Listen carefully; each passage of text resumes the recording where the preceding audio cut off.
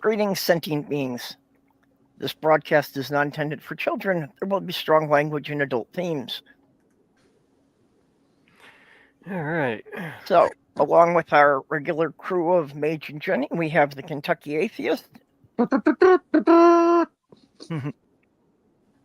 And in the side chat, I see we've got Greg Hartwick and Pragmatic Crystal so far. I thought Greg was gay today. Greg made this post, and the way it was worded, it sounded like he was referring to his husband. And so yeah, that joke on Twitter. I didn't know that. And then I read it correctly. Oh, well.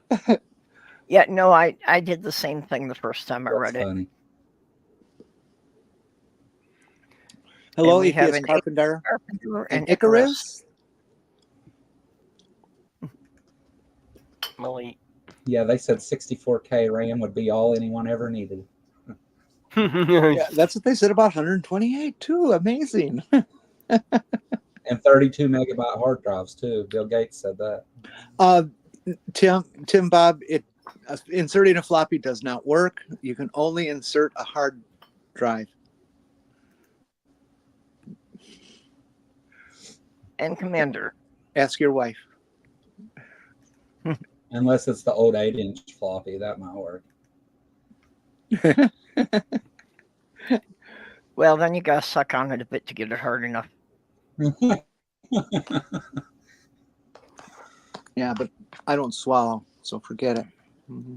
Yeah, one of the little-known accessories for the Commodore 64 was they actually had some RAM expansion cartridges. That they had a 256 or a 512K RAM expander you could plug into the game port. Wow, no, that's big. For the time, that was an awful lot. Mm-hmm. But there weren't many programs that supported them. I like saving on cassette. That's why I used that picture, because that's what I started out with. Was just the cassette tape thing that took 3 hours to load a program. Yes, it was awful, but it was, and for the time, it was, it's before my time, but I still had one. When I bought my first 20 meg hard drive, not only was it about 10 inches by 10 inches and about 3 or 4 inches thick, but it cost me $600. And I said, this is all the storage I'm ever going to need. This is fucking wonderful. Okay. Yeah, I had a Data Chief hard drive for the Commodore 64, which gave you 40 mega storage. And the thing was the size of one of the IBM computers at the time. My dad got a Commodore 64 as our first computer. He would have the magazines with all the code in it to write out all the code and get the games and stuff for the programs. And you ever see those? Yep, I typed in a lot of programs from the magazines. Yeah, we had discs, a bunch of discs with all that stuff in it. Nerdy, if you stretch that thing out, can you lessen its thick? What was it?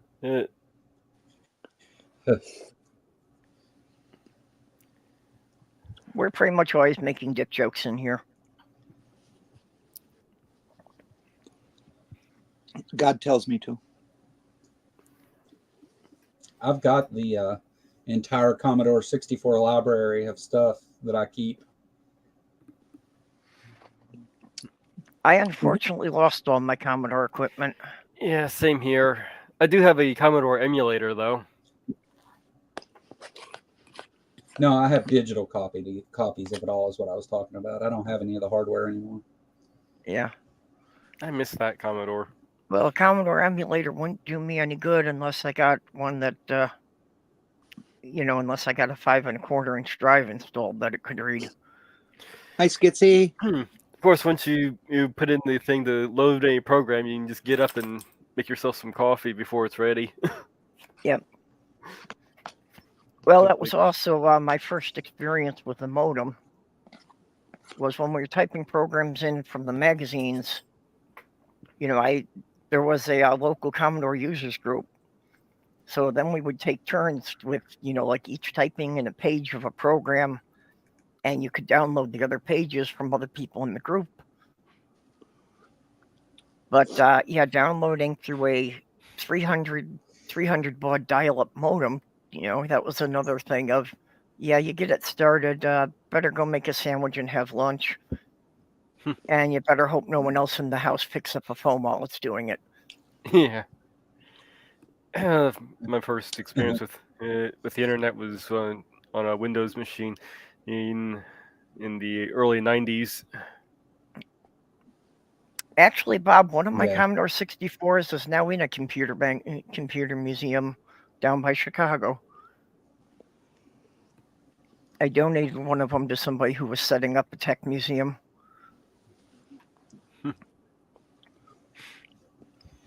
We didn't even get internet in my area till '98.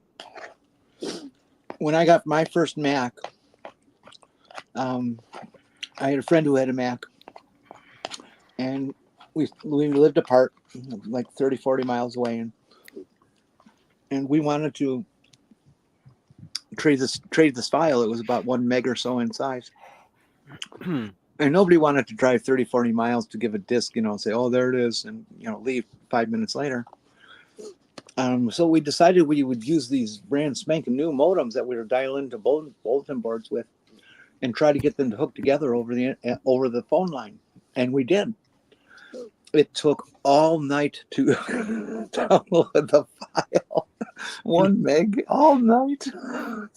Yeah. It was insane.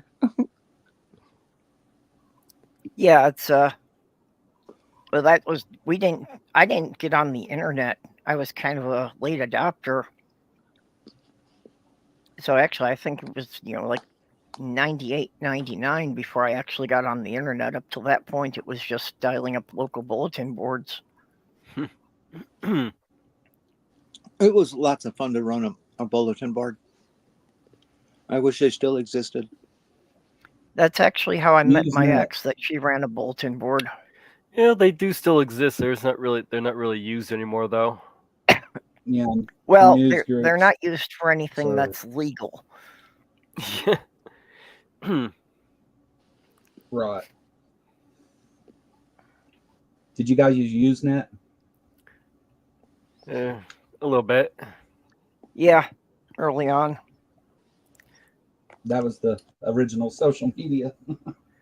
Yep. Though I remember you doing load asterisks rather than the money sign.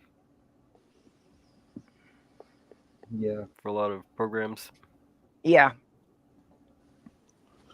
See, Icarus, and that's the stuff that scared me to death, that kept me from even trying a Commodore 64 or any early computer. I looked at that code stuff and I just, I'm not going to remember any of that shit, and just walked away. Well, I actually taught myself machine kid, language by rewriting the operating system on my 64. Just did a couple of my own tweaks and improvements, and reconfigured the keyboard for the Dvorak. Nice. When you the were a lowest kid, level what? language I know is Java.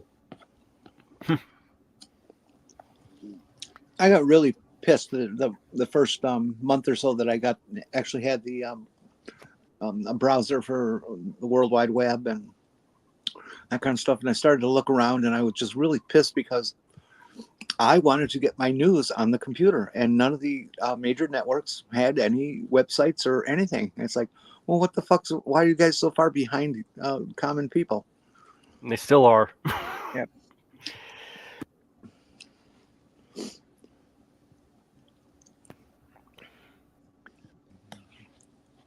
Yeah, actually, computers didn't exist when I was a kid, so I actually got my first 64. After high school, I did a year at a tech institute to learn computer programming, and I got my 64 right after I got out of that. That was in 83 or 84. What language did they teach? Not Sorry. anything that's used anymore. What did we get? We got COBOL and Fortran. RPG2. COBOL is still used. Yeah, we didn't get Fortran. Yeah. But yeah, we weren't programming desktop computers. We were programming computers that were like, the size of your couch. Yeah. Nerdy, I was always a fan of. Have you ever used? What is it? Now I can't remember the name. Mosaic browser. What were you saying? Network something or other? I forget. Have you Netscape. ever put in programs on tape? Yeah, well, that's what I started out with, was just the tape drive, because at the time the disk drive costs like twice as much as the computer did originally. Well, I didn't mean cassette tape. I meant like punch card tape. Yeah. Oh yeah. We started out with the actual punch cards. Yeah, those are still... Yeah, my great grandmother actually did the punch card thing when she worked in the computers at a bank. Yeah. When I was in college, I worked at the psychology department, and my job there was to encode the sheets that the people who punched the punch cards needed to punch the punch cards. I didn't understand a damn thing of what I was doing. I just knew I had to take these numbers and put them over there.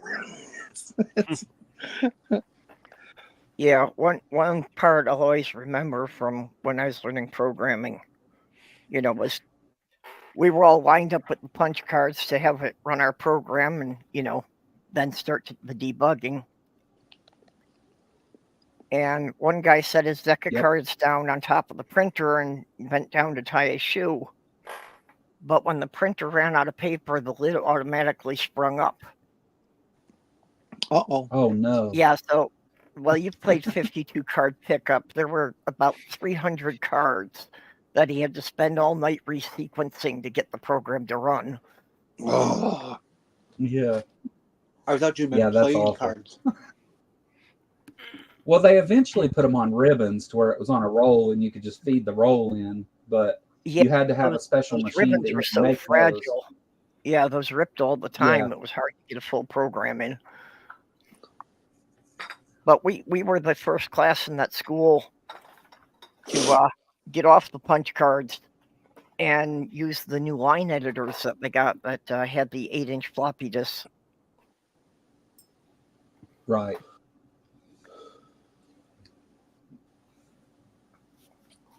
What was an 8-inch floppy disk? 16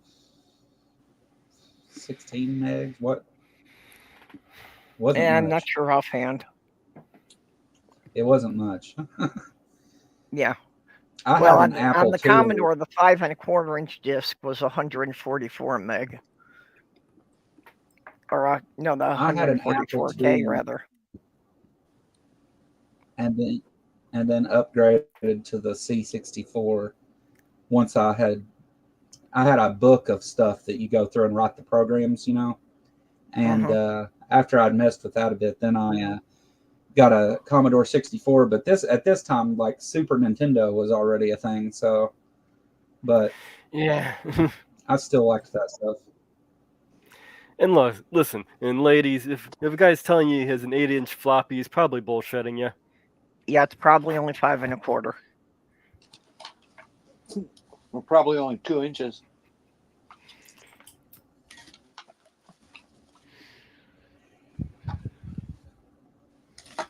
Yeah, and then the Commodore we kept doing, because the floppy disks were so expensive, we found out we could save money by punching the hole in the other side so that you could flip the disk over and have a separate program on the opposite side. Yeah, I remember doing that.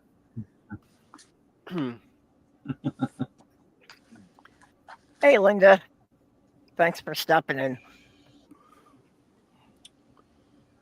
Hi, Linda. 1.44 megabytes. Yeah, no, the 64 is 144 kilobytes on one side. Yeah. Yeah, that was. I think that was one of the and- things and, it had going for it. I think that the disk drive did a double density thing that most of the others couldn't do.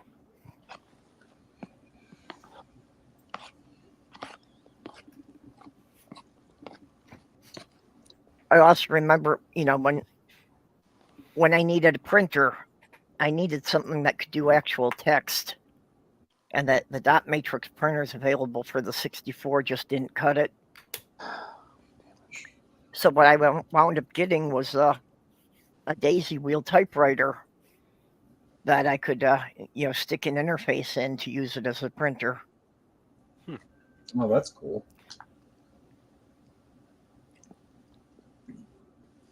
Dot matrix printers. Those were cutting edge.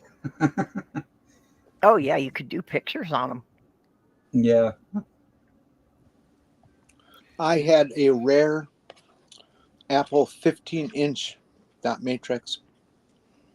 Could put in the big Cool. Oh, the wide carriage, punch yeah. hole sheets of printer paper.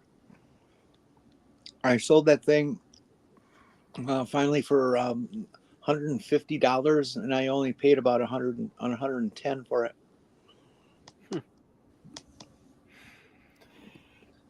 If aliens visited, what computer would they choose? Mac? Well, I think if they Yeah. had the technology to get here, any of our computers would seem like they weren't anything more than a gaming system to them. Or a clock? A what? A clock. Yeah. Glorified calculator.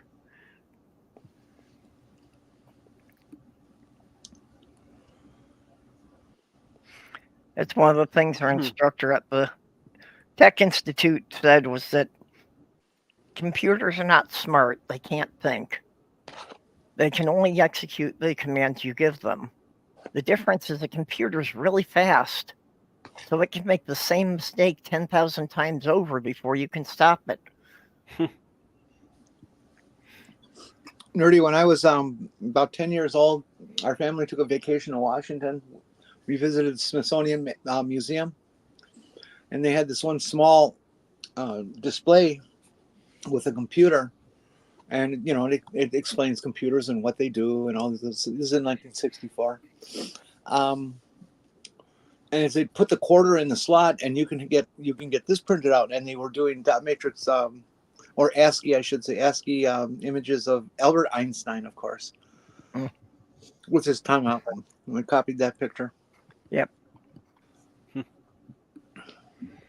And the sign, it was really funny because the sign said, if you're this age, and my brother and I were exactly in that age, and he said, you'll have computers in your high school.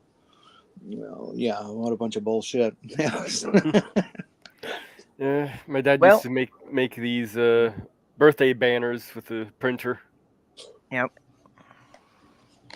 Happy birthday across, and not pull the piece of paper apart, so it's just all one big long strip. Yep. Yeah, one letter on each page. Yep.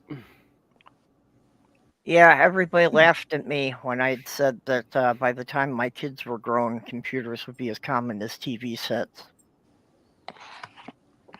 Now half the people I know don't have a TV set anymore. I got out of high school in '72, and they still didn't have any computers.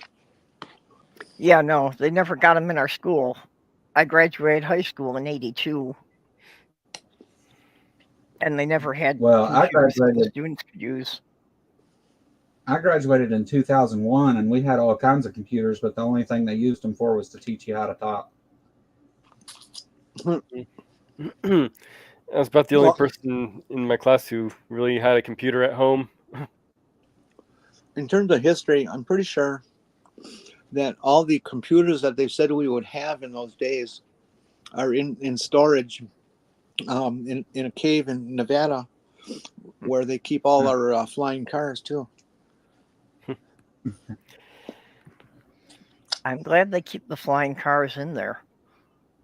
No doubt. Just trying to walk through traffic is a nightmare enough already without you worrying about one landing on top of you.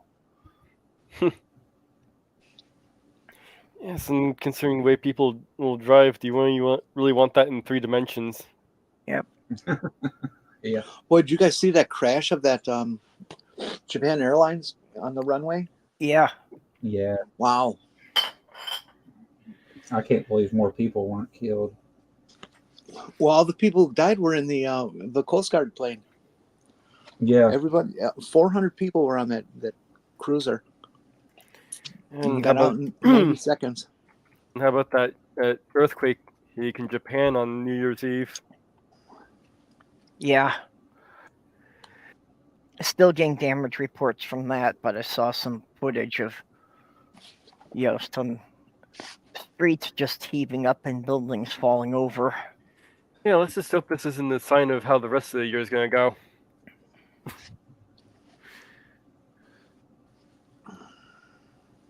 Yeah, well, actually, a computer was originally a job title. And yeah, and in the 60s, it was mostly women, the 40s through the 60s. It was mostly women who were the computers. And, even like for the Apollo program, that they did most of the calculations with paper and pencil. Okay, looks like the death toll for that earthquake is up to 62 people and 300 injured. Yeah, I haven't heard about what the tsunami did. She said a tsunami warning, so maybe it didn't actually hit. Yeah, I think I remember hearing something about a tsunami. They had 3-meter high waves, I think, is what hit. There were videos of the waves and stuff. It wasn't so bad. I mean, it was definitely damaging, but it wasn't so bad.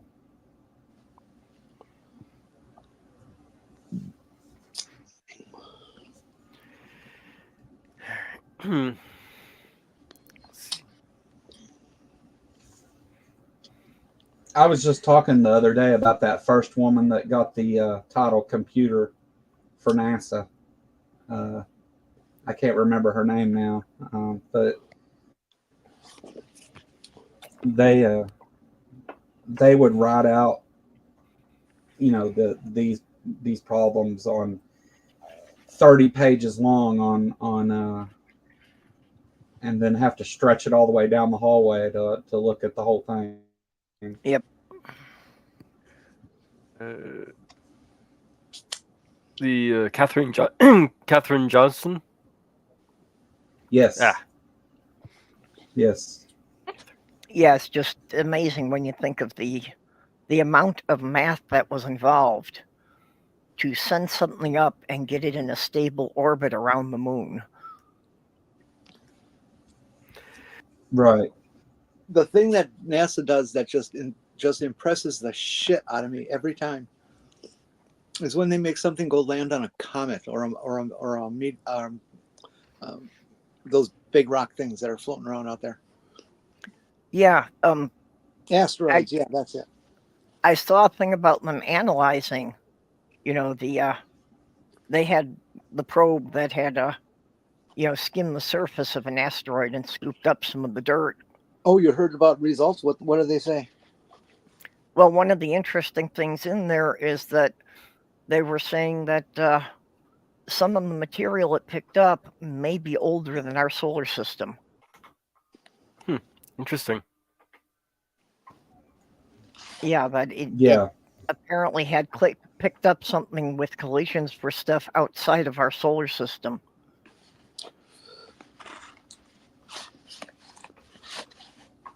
Yeah, that was neat. Well, that could be just some of that stuff that's outside of Pluto's orbit. What do they call that belt? Kuiper belt. Yeah, sounds right. Or no, the Kuiper belt's the radiation belt. You're talking about the Oort cloud. Yeah, the Oort cloud. That's probably. Oh yeah, that's it. Yeah, Joe, I don't have your links, but if you'll send them to me on Twitter or Discord, I'll put them in the description for this afterward. Oh, okay, cool. Doorknob's about to crash.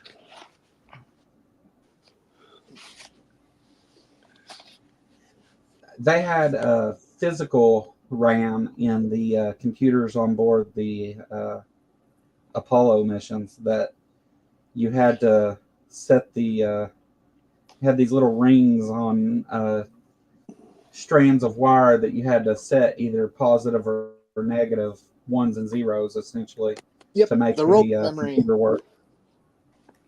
Yep. That was a hell of a thing there, setting and sewing together these blocks of RAM that were 1 kilobyte each.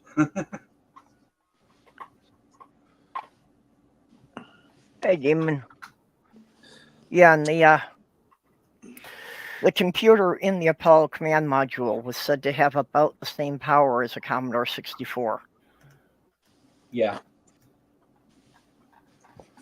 The ground computer that NASA had that took up the whole room had about the power of a first-generation Pentium. Yeah, which is incredible when you're talking about analog components in a computer. Yep. Back in the first Apollo launch and stuff, all the media was going crazy about NASA and all this kind of stuff, doing these interviews and shit. One of the people that Life magazine picked up on and did kind of a whole spread on her was Poppy Norwood. Norwalk. I can't believe I'm forgetting her name. Well, I've gotten to know her online here, and we've exchanged numerous emails. Life magazine followed her because she was such a babe back in the 70s. I mean, she really was. And now she looks like crap like me. But, that's what age does. And she was like one of the lead programmers. She was the woman who reprogrammed Apollo 13 so it could make it back. Mm. Yeah, isn't that something? What a thing to know you did in life. Holy fuck. Yeah, that you helped get Yeah. him back down alive.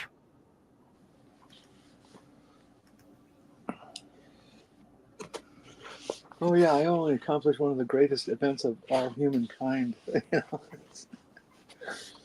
And psst, she's a liberal. I've got a Raspberry Pi. Are you a Raspberry Pi nerd, rodent?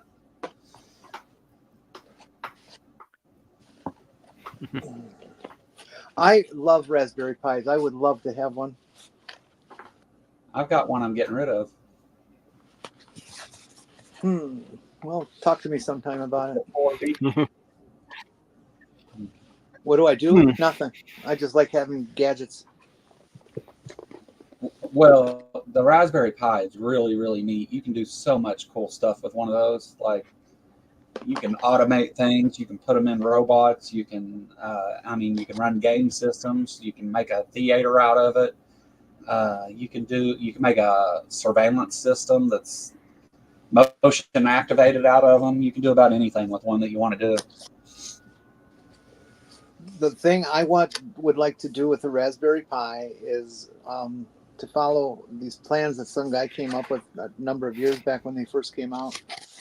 He wrote an emulator for them so that they would emulate the original Mac, Plus 128. And except, of course, it's on this tiny little Raspberry Pi size screen. But it works. It functions. It looks right and everything. And it's like, oh, that's too cool. I got to have one. Well, I Maybe originally you're bought fighting my over the Raspberry screen Pi to layout. make a retro Pi.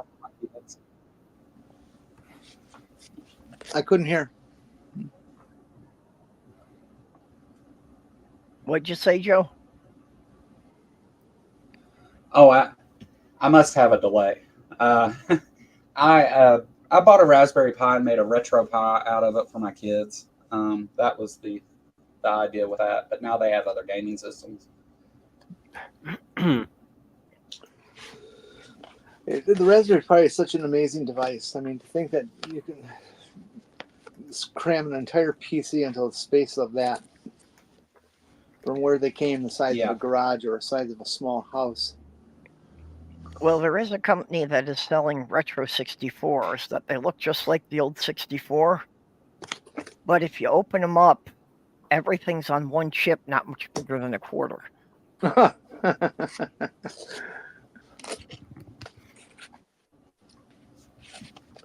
That's I cool. could probably.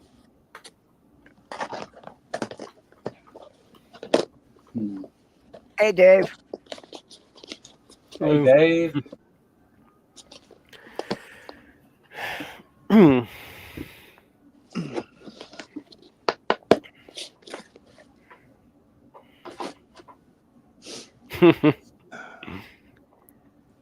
Yeah, you got to be careful, though. The microchips can really scratch up your throat going down.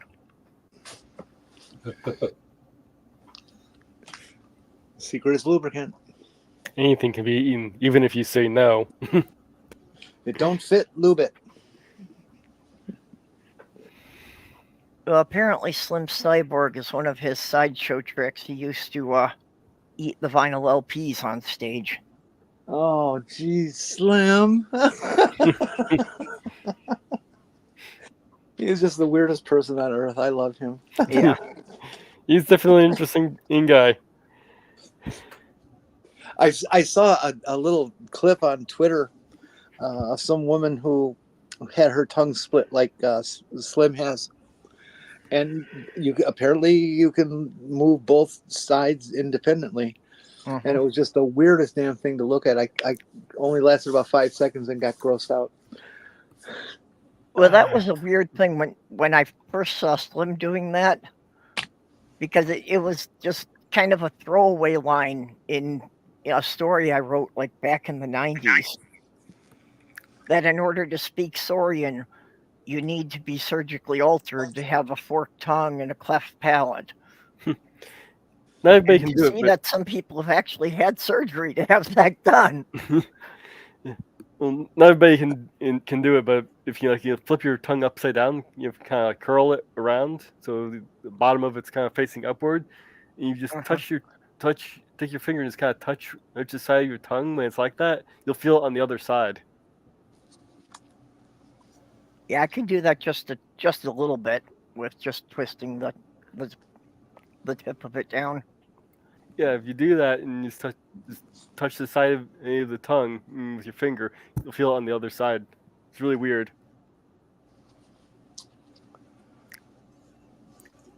I wonder what oral sex would be like with Slim. Yeah, pinch it, baby. Pinch it. Okay, got a joke for you. Okay.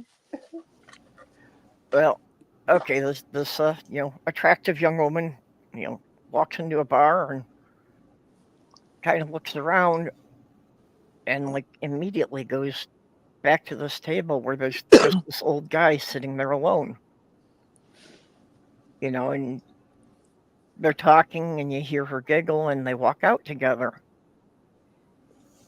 And this guy sitting up at the bar is just wondering, why did she go for him of everybody in here? And a couple nights later, he's sitting at the bar and there's the same old guy sitting back at his table, and this really just absolutely gorgeous built woman walks in, and she looks around. She goes directly back to the old guy.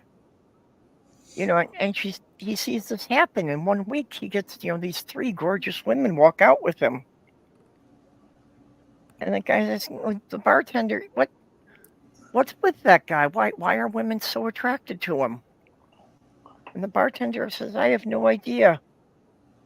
He just sits back there licking his eyebrows.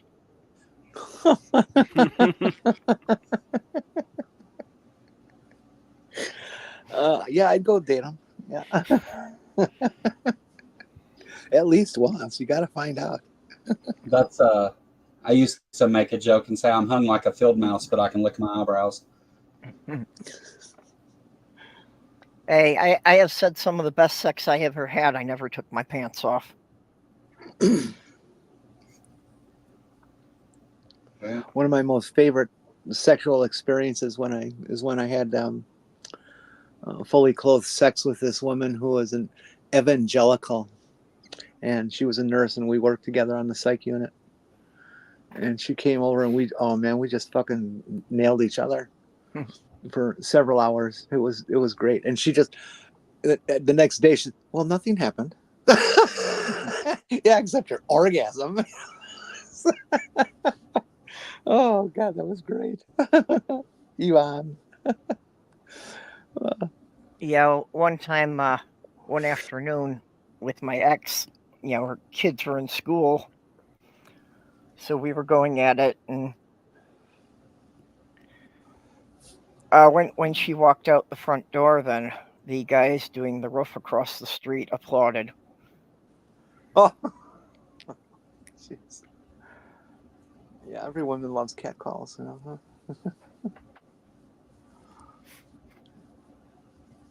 Oh yeah, yes. Catcalls are far worse than even having the military chase after you.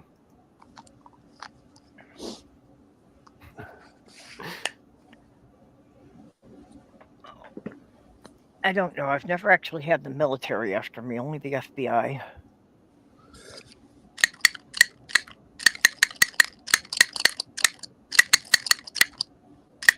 What is that? My shark.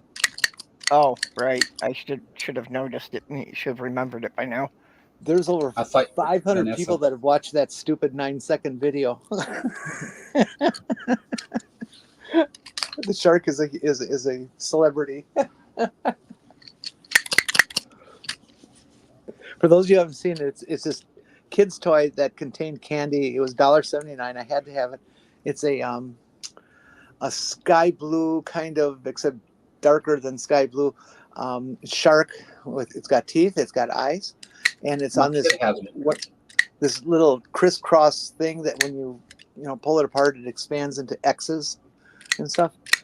And as it does that, it closes the mouth, and that's the clack. It's very exciting. Okay, I've got to go and get my shark. I attacked my shrink with it this morning.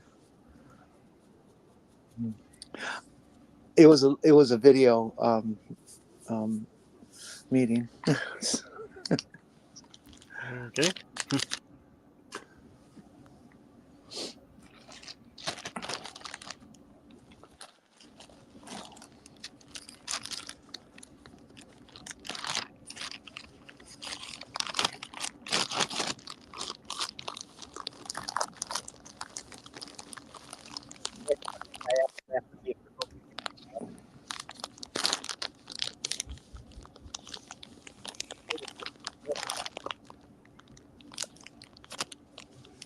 We don't really hear you, Purple.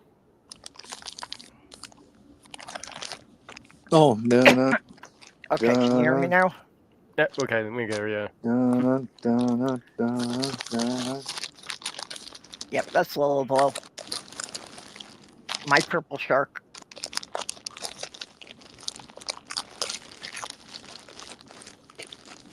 Okay, Jen, can you mute yourself when you're munching? I'm not munching, but when I munch, I will. Yes. Well, you're crumpling a bag or something. Oh, okay. That I can do that too. No baby sharks yet. Jenny's only got one shark. Although sometimes one shark can have a baby. They've been finding that out. Yep. There was a shark in an aquarium that had not encountered a male in like 7 years that suddenly had a baby. Huh. A true hermaphrodite, huh? No, they're Yeah. parthenogenic. Huh? They're parthenogenic. And Yeah, the that was difference female. is Asexual reproduction. Yeah, basically they just create the eggs, and the eggs just grow into a clone of the mother if there isn't a father around to fertilize them. so the eggs are created self-fertilized? Yeah. Oh, okay. Well, I guess that is without sex. How boring. At least a hermaphrodite can make itself smile. And there's no such thing. Well, I got to say this too. There's no such thing as a human hermaphrodite.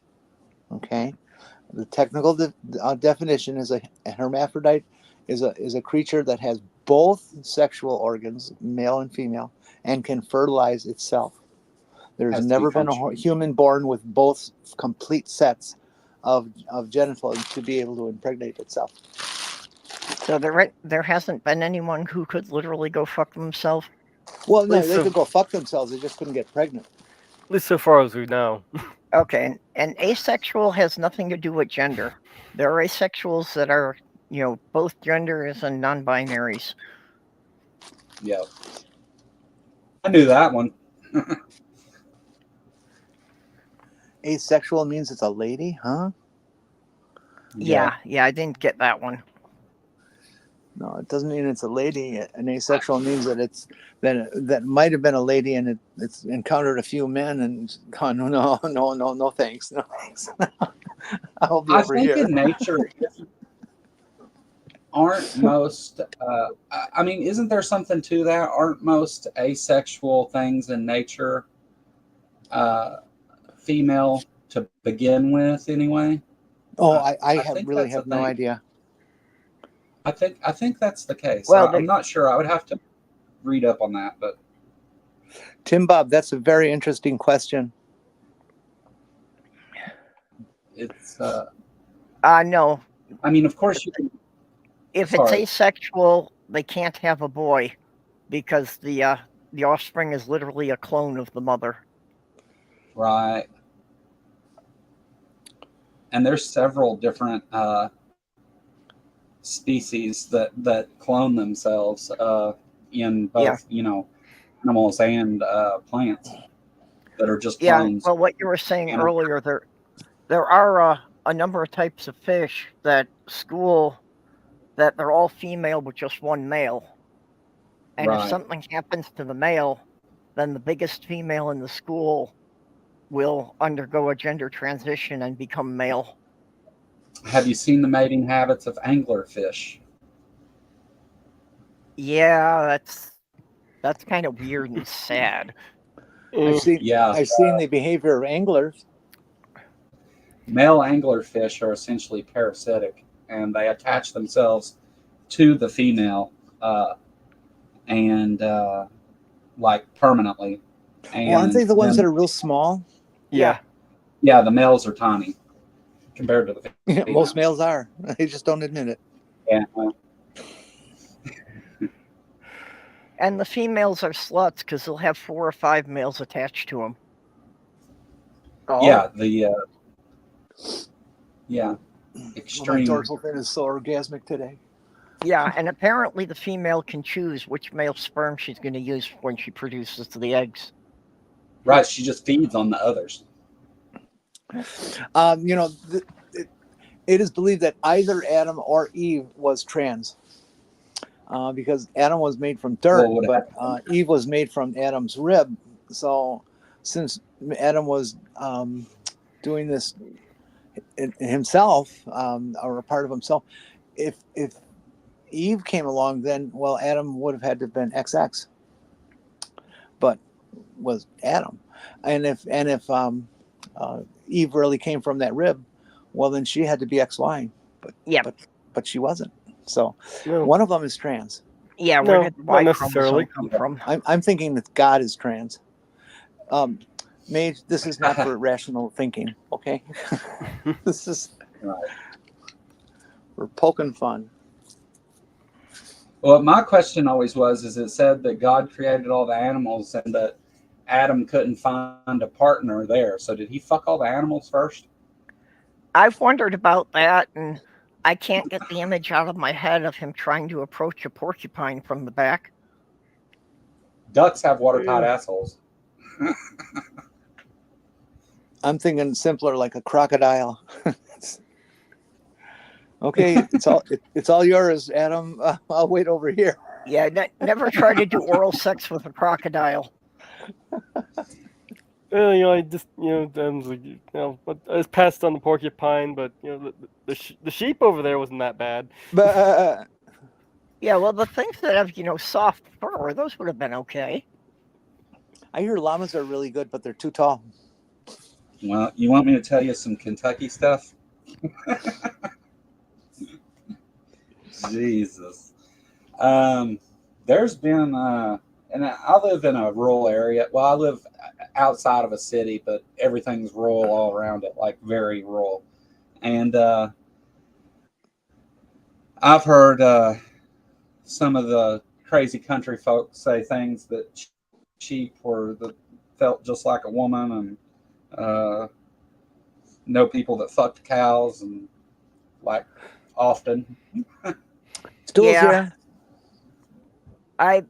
I've listened to when I lived up in Michigan, heard a couple of drunken confessions of boys whose first experience was with a cow. Yeah. I heard that's like common out in the country.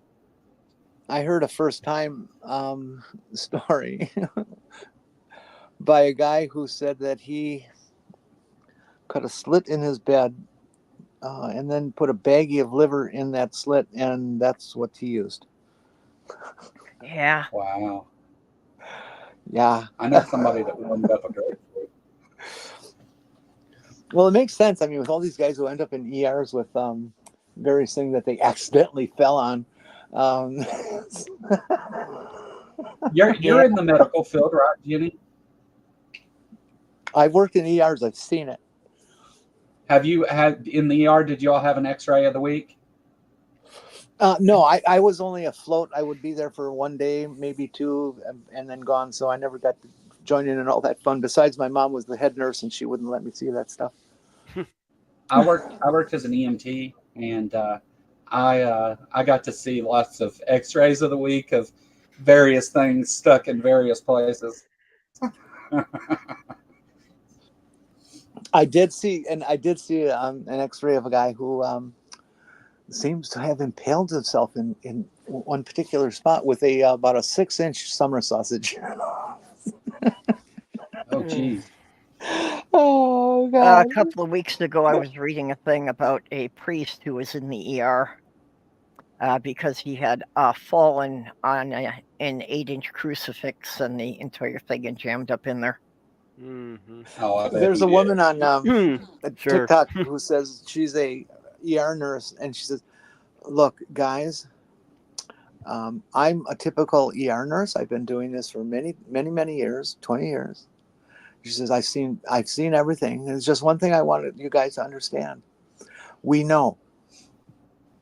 already know. Mm-hmm. Nobody accidentally falls on these types of things. We know it's not true. So don't bother. Just say, I got this problem. We've seen it before. It's okay. We're not going to judge you until you're gone. Oh yeah, I remember I remember this comic book strip. This guy, he's roller skating. He's this really good looking girl.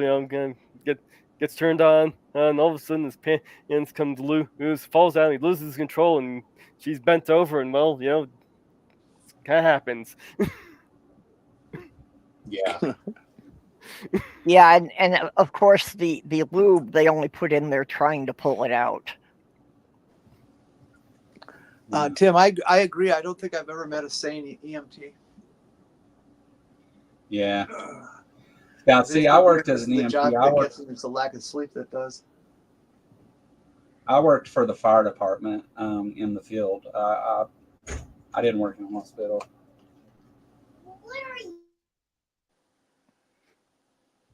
Well, one of the doctors at the ER in Syracuse, where I used to live, that he definitely understood things about kink and understood some of the people who were in there because of BDSM scenes that went wrong. Yeah. Of course, he couldn't actually say that, but we got hints that he had seen a lot of that stuff, and in fact, he seemed to recognize on sight a couple of people from our kink group. Yeah. So you don't have a little person there listening in on this, do you?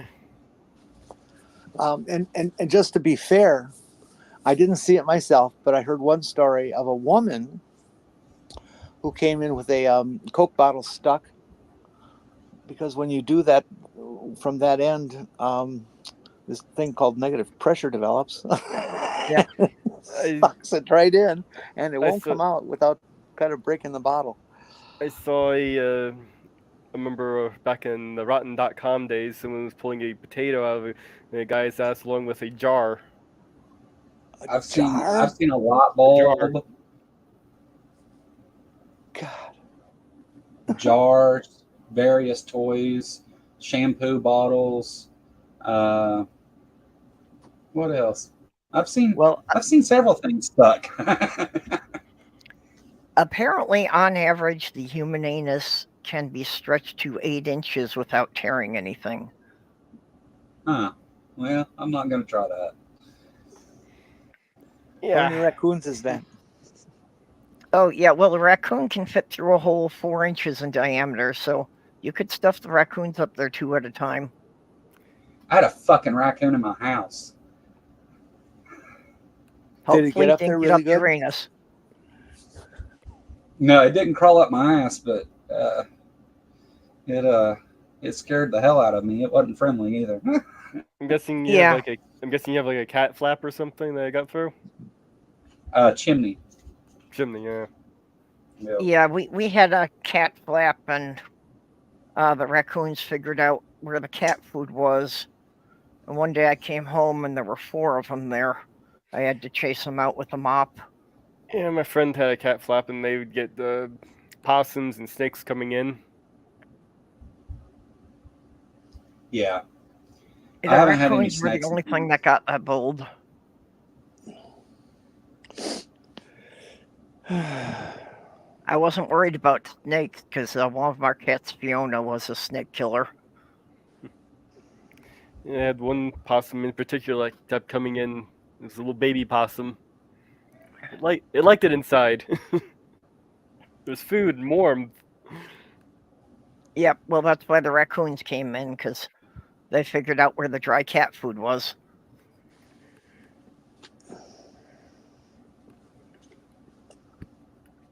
Yeah. That's true. Most of our houses were built on things that were already the animals' territory, so. Definitely. My house is on a hill that didn't used to exist.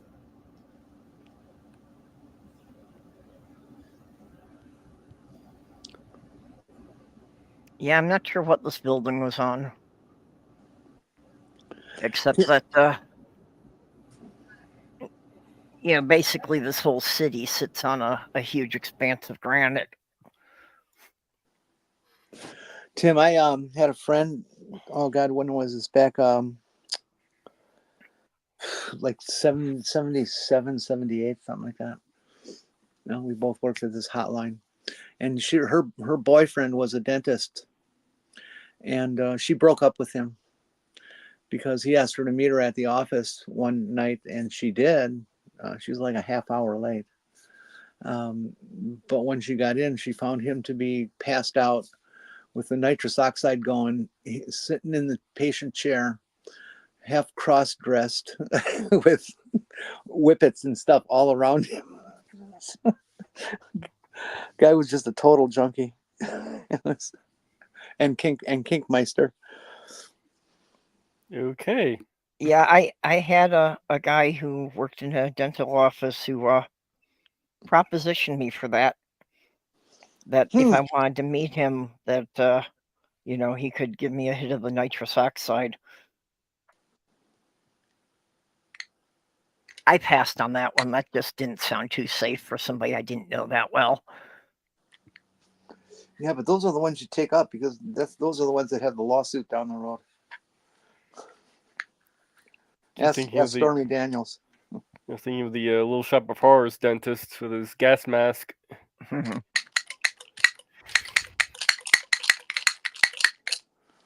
You're getting my shark excited. Plastic shark, doot, doot, doot, doot. Plastic shark. That baby shark song is the whole reason why we had COVID in the first place. I couldn't stand that song until Sloth Girl bought me this shark, so now I don't mind it so much. Baby shark, doo-doo-doo-doo-doo, baby shark, Purple shark, baby shark, purple shark. baby shark. Yep, I got the purple shark now. He's a big one too. He's a full meter long. Billions of and views. he's real squishy and dances better than I do. He's a good dance partner. Well, he's got more legs than you do.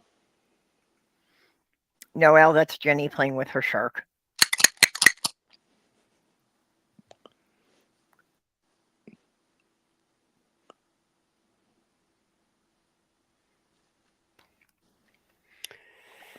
And if you'd like to see the shark in action, you go to my TikTok page, and you'll see a little 9-second video of.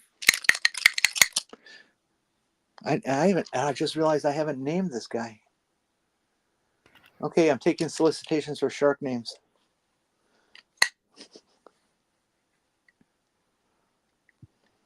Nothing comes immediately to mind. But yes, Atheist Carpenter's right.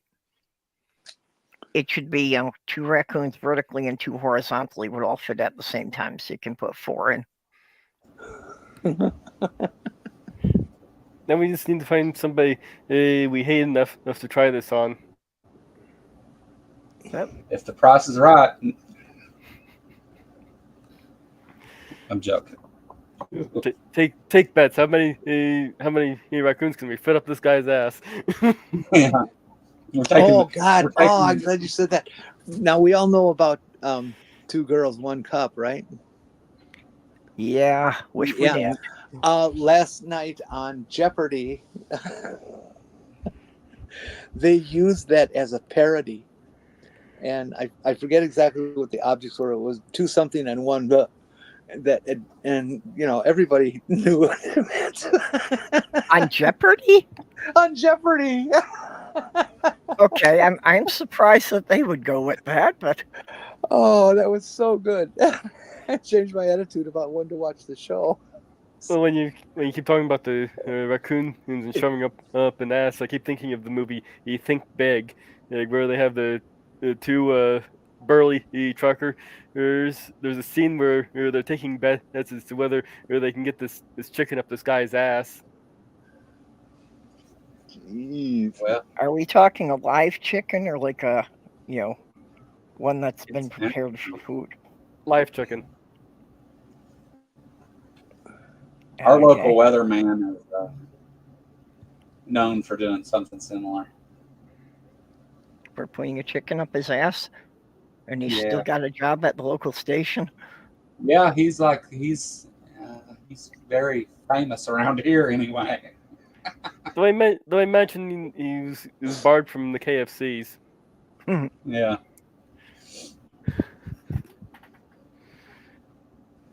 Mousy File, you have a really cute avatar. Yeah, Mousy, which Atari did you have? Atari made their 400 and their 800 were basically trying to compete with the Commodore 64. Yeah. The 800 was actually all right, but it didn't do very well.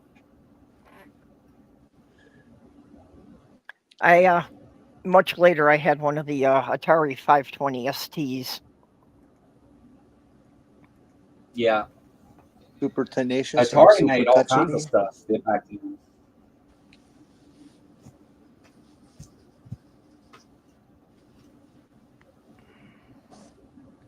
Oh wow!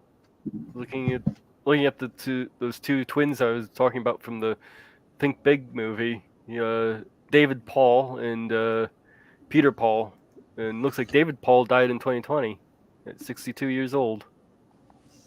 Yeah. Peter Paul, did he ever marry?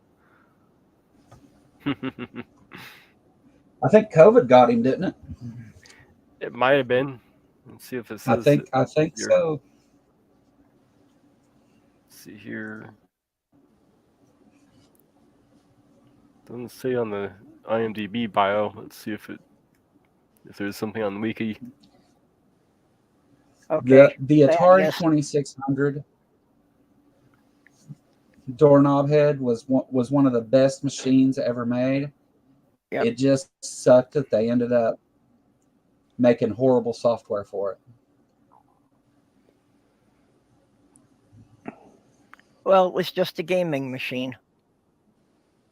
Yeah. But it was a So pretty home much all gaming they machine. were doing, most everything they were doing was trying to, translate the arcade games into it. Yeah, some of the ports were horrible. And they use the same CPU as a Mac. Motorola 68020 or 30 or 40. No, it doesn't say so what he died from. It just says he passed away in March of 2020. Yeah. I'm not positive of that, but I think I remember hearing that is the only reason I said it. So don't stick me to it. Maybe somebody bite him to death. Sorry. It's quite possible. I mean, so he did something with featuring the two of them as themselves and focusing on his brother's mental health issues, and then he became a furniture maker and a photographer before he passed away. Okay.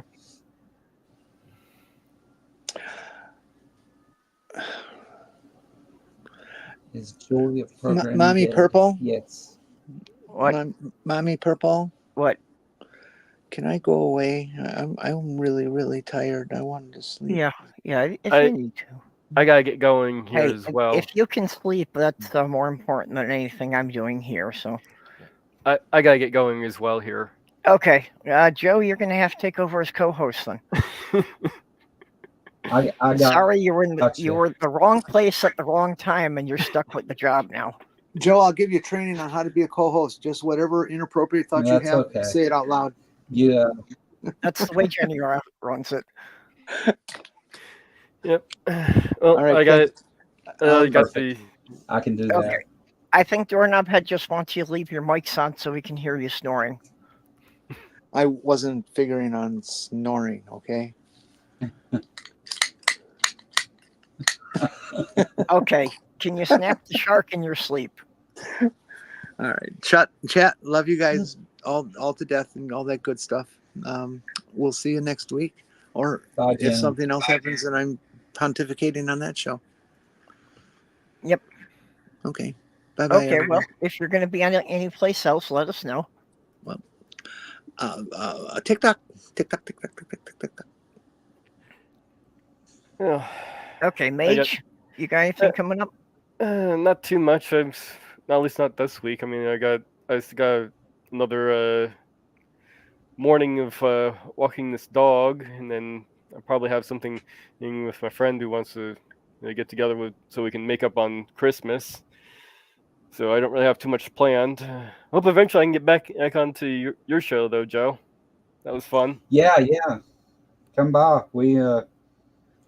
You're welcome anytime. I usually open it up to anybody that wants to come in, and if you get with me and want to do something a little more focused, we can definitely do that. All right. So, yep. I don't really have anything going right now. Still working on the name for that other channel I'm thinking about doing. I'm still kind of leaning towards Mage's Media Musings, but I'm thinking about other names here as well. So, see you guys later. Well, any names you come up with that you don't use, maybe they could be used for the shark. Yeah.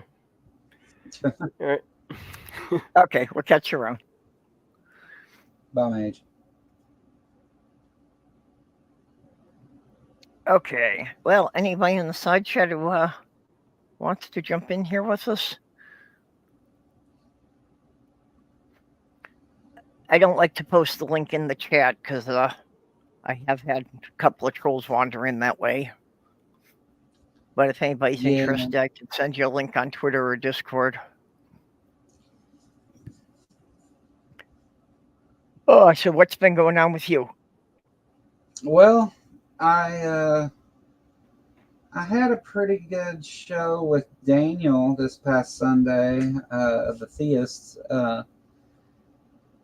It was a pretty good show. He ended up rage quitting when I killed Earl, challenged him. But this week I got Stacy from the Stacy's Mom podcast coming on. That ought to be good. Yeah, you mean Apostasy? Yeah, apostasy. Yeah. Yeah, I've seen her on some of the other shows. Yeah, she's been doing a lot of other shows here lately, so I got her to stop by mine too. Yeah, I think she was like hosting the atheist experience a couple of weeks ago. I think that's the one I was watching her on. Yeah, they have her on the line a lot too. Jimmy's fond of her and her mother, and I mean, you know, I'm not saying that's the only reason she was on there. They have her on often. Yeah, mostly I just watch the clips when they're reposted on other people's channels. Yeah, she's got a cool story, and I think that we can discuss it from a perspective that hasn't really been covered over and over. So I'm going to talk. I never really heard how she got here, so. Yeah, she hasn't been an atheist very long, and she was like I don't want to say she wasn't a fundamentalist, but she was very much heavily involved in Christianity, and found her way out on her own. And that's, you know, it's an interesting story, but I think we can compare and contrast some of the how religion was for her and how my experience with it, because listening to her, it seems like we have a lot of things in common, even though we're in totally different areas. I think she's from Canada, is she not? And we have a porpoise with us. All right. All right, what's this about the Commodore 64? The Commodore 64. They were great computers, and the only thing I could afford at the time that had a full keyboard. They were great computers of their day. Yeah. I'm actually sad that I lost my whole Commodore collection, but... Oh, speaking of which, let me go find something. I think the C64 was, you know, directly responsible for a whole generation of people becoming, you know, computer nerds, that were able to, you know, the technology revolution that we've went through, that we wouldn't have done it without the Commodore 64, that it's a very important stopping place in the technology timeline. Yep. Oh, sweet. Oh, you got one of the original drives, huh? Cat not included. Yes, Athena. Yeah. Commodore 1541 5.25-inch floppy drive. Neat. Not the original one my family had, but Just Now, do you have a way you can interface it with a current computer? no. But why would I want to? If I really wanted to emulate can we go back to the full screen? Yep. Or, yeah. Because my Raspberry Pi has more power than it does, and it's the closest equivalent. Yeah, but the only surviving copy of my first novel is on a set of floppy disks that can only be read on a Commodore drive. Although it's probably best that nobody reads that. Listen, I'm happy a lot of my old work has just disappeared. Do you run RetroPie on your Raspberry Pi? Not at the moment. Yeah.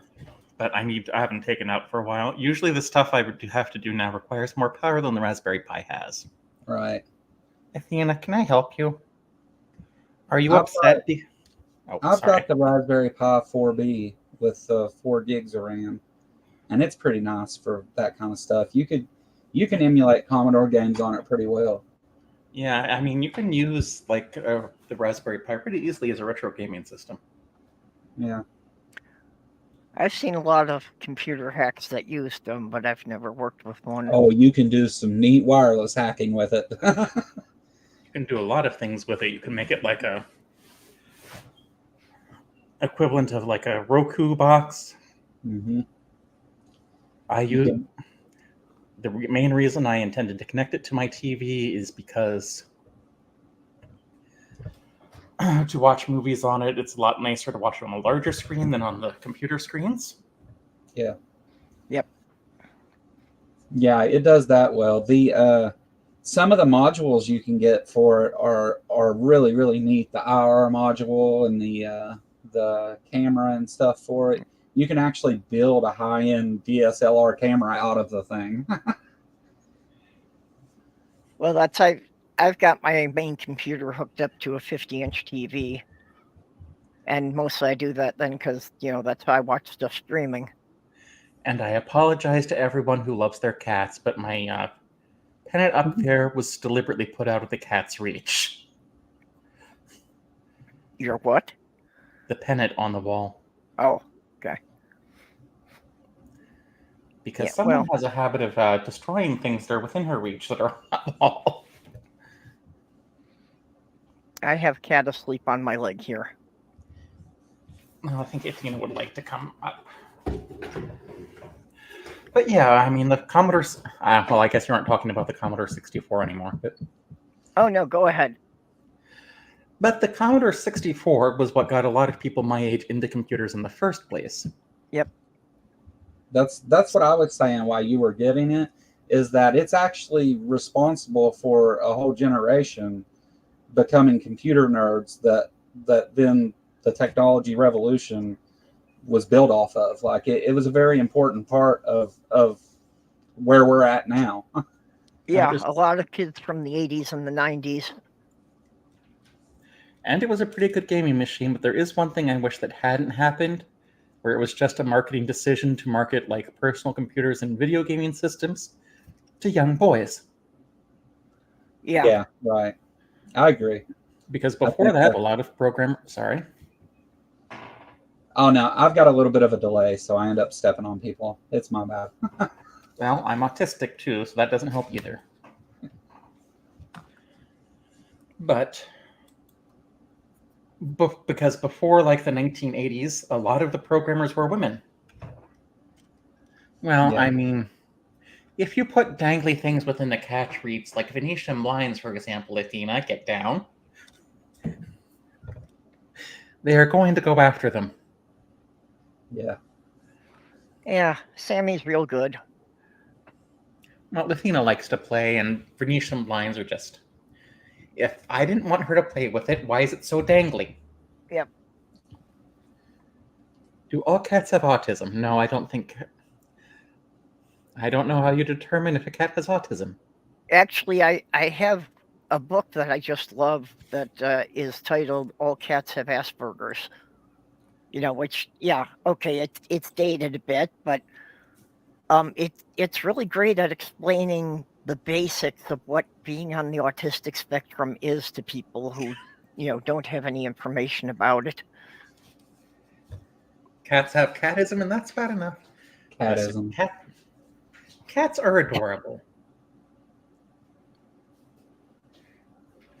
Athena happily sleeps with me every night. Never togs the blankets.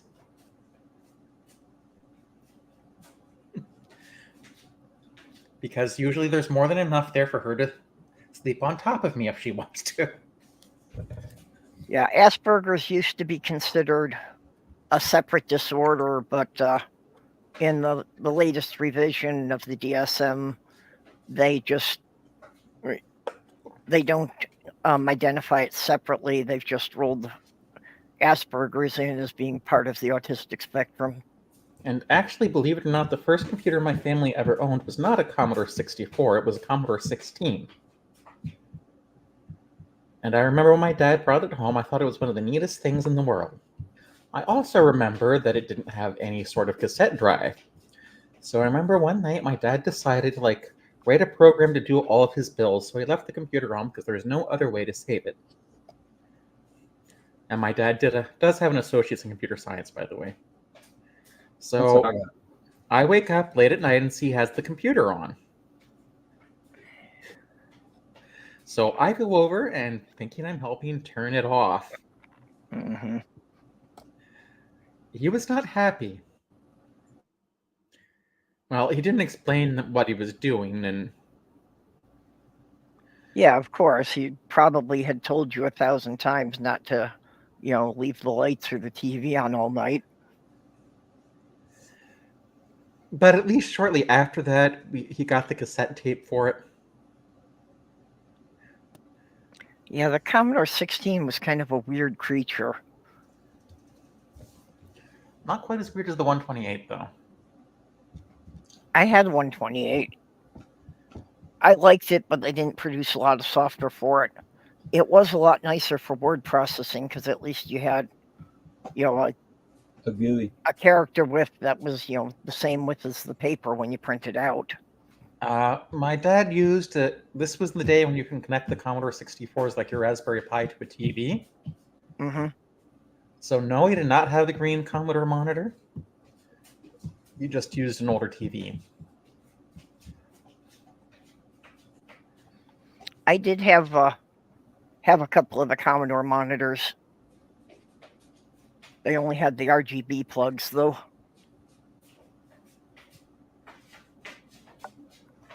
The first one I had was just a black and white monitor because, again, at the time I couldn't afford a color one.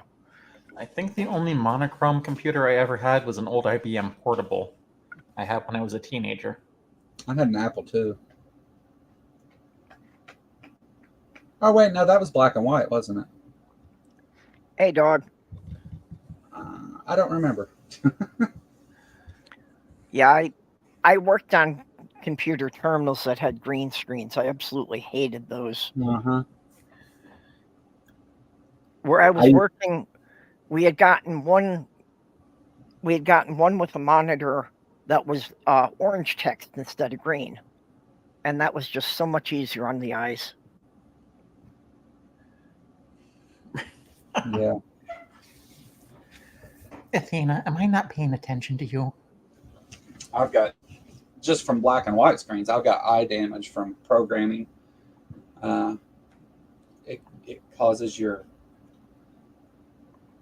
like not necessarily a lazy eye, but the same kind of thing. Causes your eyes not to focus real well. Yeah, well, even now, when I'm... Is that from black and white or from old CRT televisions? Well, they were all CRT monitors at the time, but the... yeah, that's why I'm saying that. Yeah, it may have actually been, just from that.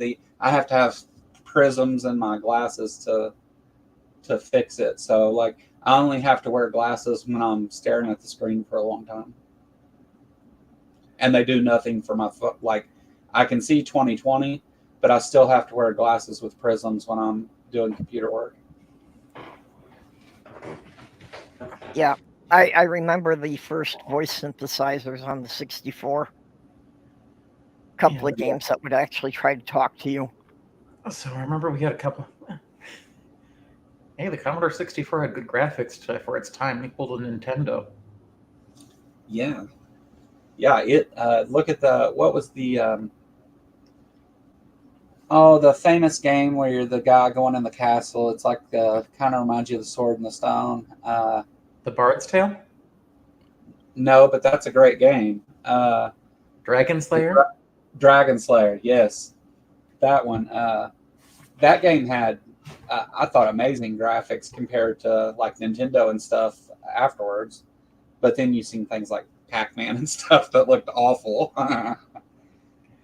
Yeah, Nerdy, I'm not sure how you count this because we wandered off topic a couple of times and came back to it. So, well, my nephew, who is now in his late 20s, upon seeing an Atari 2600 and playing one of the games, and this was in the era of the early second generation Xboxes, remarked that these graphics suck. Mm-hmm. Which, compared to modern graphics, they did, but... Well, yeah, although I was very tempted to buy one of the retro 2600s, that already has like 50 games built into it. Yeah. Well, one of the things with the graphics and stuff is what they had tried to do is make a home version of arcade machines. Yeah. And they didn't need to do that. They found out later that it needed to be more of a home game because, playing playing for high scores or how many times you can kill each other with a tank, you know, like that. The Pong type stuff wasn't that great for home use, and they figured out how to make games with a story, you know.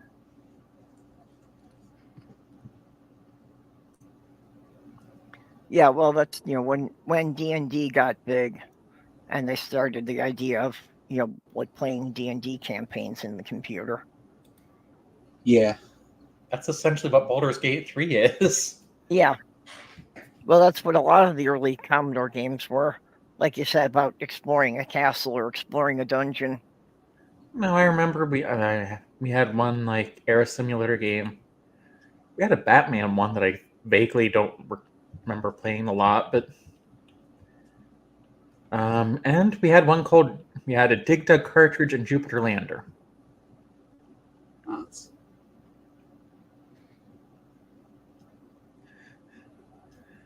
No, we didn't. You could program your own aquarium if you wanted to, I guess.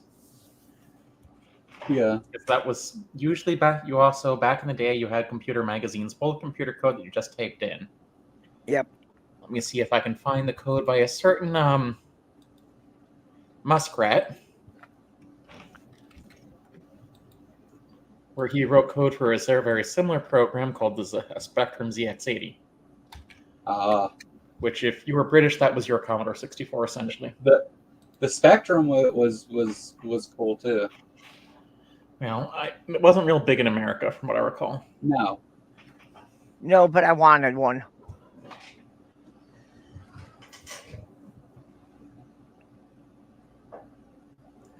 But if and you would have to type that in and hope it ran if you wanted to play the game. And if you're really lucky, you had somewhere you could save it so you would play the game. Yeah. Oh, nice. That's an actual sheet, huh? That's cool. Yeah, but the only problem is who wrote it. Right, I know. I've seen that. Yep, there it is. I mean, it's not a terrible program, but yeah. But I would like to see as higher level programming languages came out, you know, we were able to actually use words in some of it. I would still like to see his code that his partners had to throw out. Yeah. Because that code is not bad for a 12-year-old. I think it was 12 when he wrote that. Writing at the time that those computers were big. Yeah. It's not professional. It's not structured, but you couldn't really do a lot with BASIC anyway. Yeah. When I was a kid, as far as the biggest thing I did was let it auto feed numbers and tape down the inner keys so I could see how high it would go.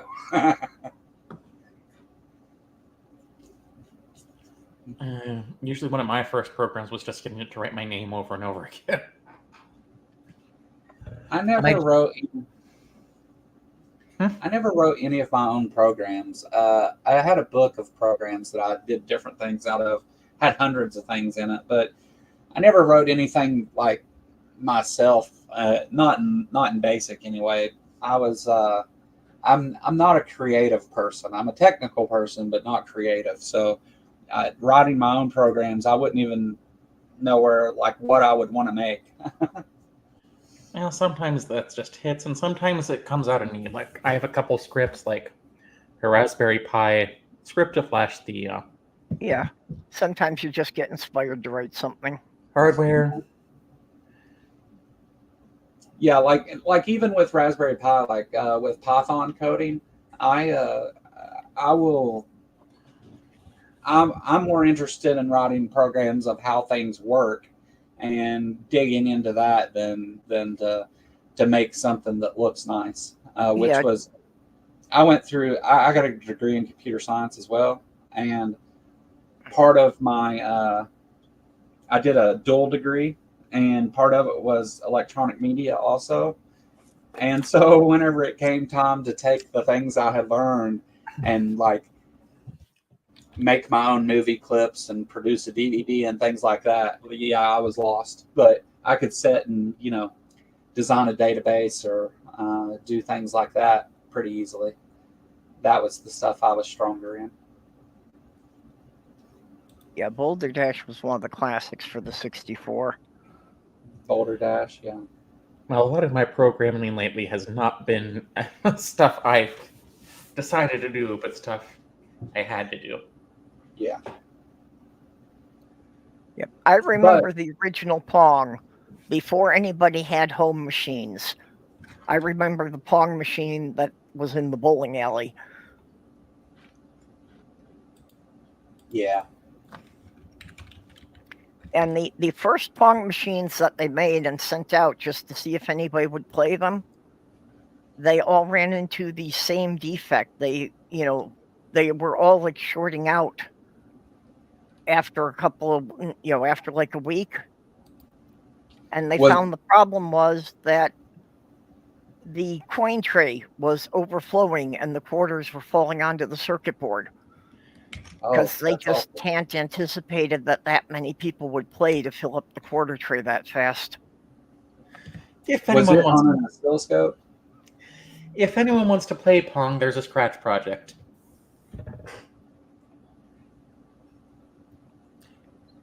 Oh, okay. That is C. You're also missing your semicolon. Yeah. Yep. Yeah. Well, and also if it was the Commodore, you need a line number in front of it. Well, the Commodore command... No matter what programming language you learn, that's the first. No, that's not... Generally now it's a little bit different. You're going to start learning that programming is a series of steps and you get to move things around first now. That's what I've seen. But yeah. Well, I figured when I was in school, I thought everything would go to like a Visual Basic style programming, where you're, but obviously wrong. Python's great though, because you can almost just tell it what you want. You can just try that and it might work. Well, for applications, it still is a lot of Visual Basic style programming, but what Visual Basic and those programs do is let you visualize the GUI instead of writing it yourself, because there are Python GUI so you can use. I've written a couple myself, not for my text adventure game, of course, but what do you mean by a GUI? Graphical User Interface. Oh, okay. So whenever you write with Visual Basic, like if you want to make a box with a radio button in it, the box is already provided. It does the programming in the background for that. And then you just write what you want the radio button to be for. And you don't have to do any of the actual programming to make the box and all that stuff. It makes all that stuff easier. And it seemed like that kind of visual-based programming was going to get big, but it didn't. Tim Bob, as a 40K fan and that comment about Excel, I would like to remind you that my Adeptus Sororitas will be around to talk to you about your heresy later.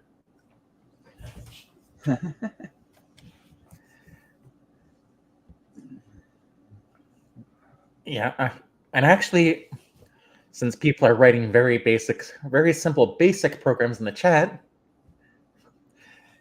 I know a lot of us have seen Futurama, and in the Robotology episode, in the background, you see a sign that says 10 sin, 20 go to hell. And I remember the first time I saw that, I was like laughing my ass off at that. And my niece and nephew are there. It's like, what are you laughing at? It's like, yeah, there were a lot of background jokes in that show.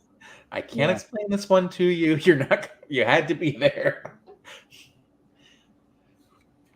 Well, one of the writers was a computer scientist. So, like in one of the episodes where Fry and Andy combined, you see like two folders behind them that say P and NP.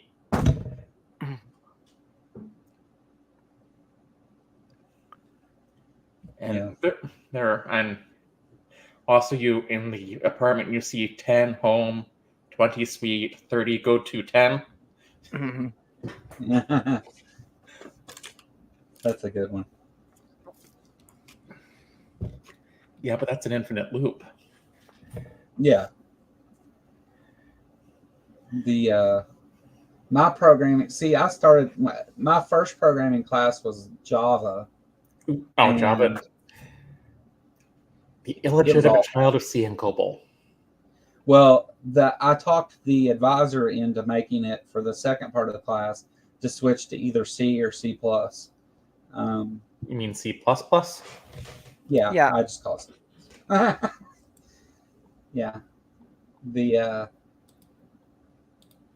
We ended up doing C for the second part, and that was much better until I had so my advisor died from cancer halfway through my program, and that's gotta be rough. They brought in this guy from another university that was supposed to be this big computer tech guy and everything.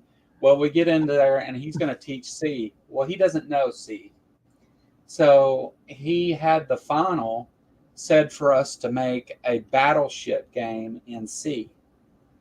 Now, you can do that, but that's not like a sophomore level programming class. That's very, very complicated to do it with C, and C alone. Now with C++, it offers tools that you can do things like that fairly easily. But in C, it was very, very difficult.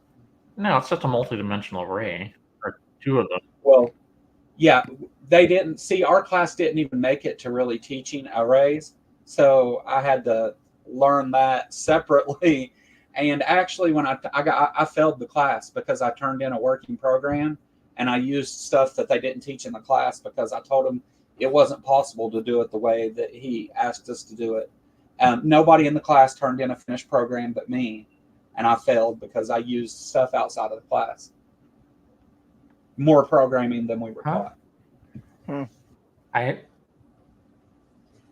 have never had a professor or teacher do that. We were always allowed to do more than the class taught. Yeah. Yeah, that sounds strange to me. Yeah. Yeah, he actually also, so like, you know, on some video cards, like you can push like Alt, Control, Shift, and up and flip the screen.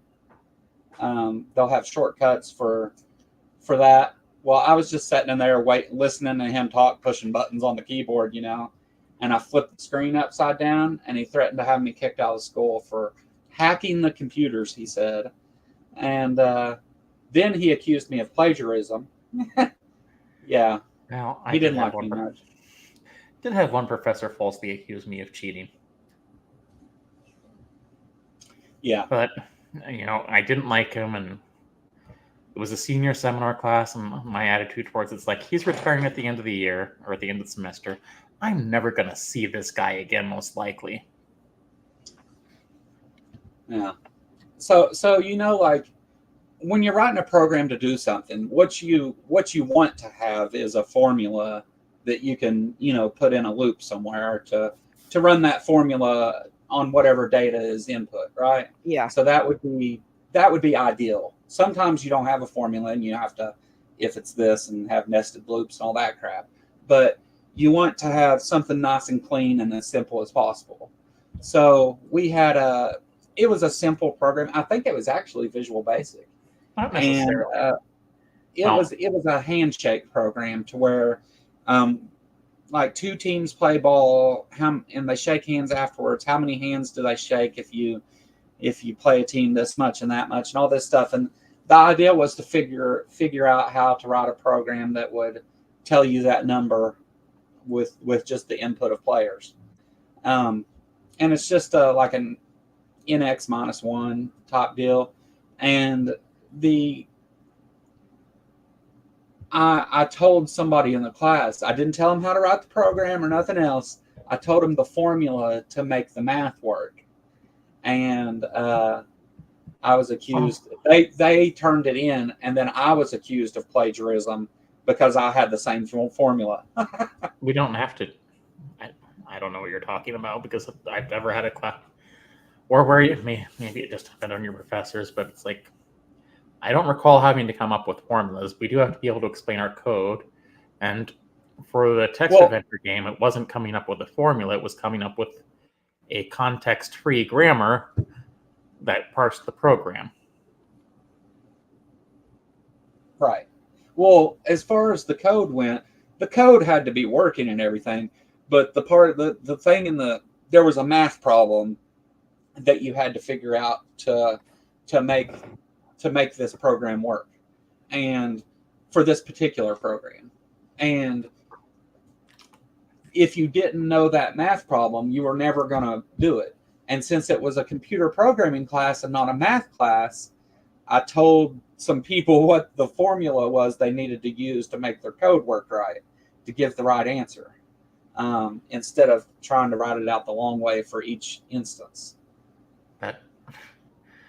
So here, let me just tell you the example of the program. Well, let me So just the say program something was- first. My degree comes from the Department of Math and Computer Science at my university because it's the same department. There is a lot of computer science, or a lot of math and computer science. Well, the problem with mine was it was a business degree. The math, and I agree with you. The math, if you're good at math and you like math, you should try computer science, because it's an application of math that is the same type of working your way through things and finding what works and doesn't and things like that. And I see, for me, I feel like they're comparable anyway. And maybe most people don't get that from it, but I do. But this program is if you shake hands with every, like if there's 2 teams playing and there's 11 people on each team, and after the game you shake hands with every person that played, on both teams even. Well, you could do it either way, but it was saying the number of the players, X minus 1 for you, equals the number of handshakes that you would do. So you just had it was a simple math problem. Yeah, but for people who hadn't had math in 30 years in a computer science class, are you sure about that? That formula doesn't sound like it works. No, the actual formula was like 2x minus 1. Yeah, I don't know. I remember on the Commodore, I tried to write programs to figure out dice odds, but I never got them running quite right. Because the number of handshakes is going to be the same. Do you mean the number of hands shaken? Yeah, I don't remember exactly the way the problem was worded. I know that it ended up being the formula was simple. Yeah, that's okay. I think we need to move on. I think we're boring the audience with that. Yeah, no one cares. Sorry. Yeah, I don't think your formula is right, but who cares? Yeah. Yeah.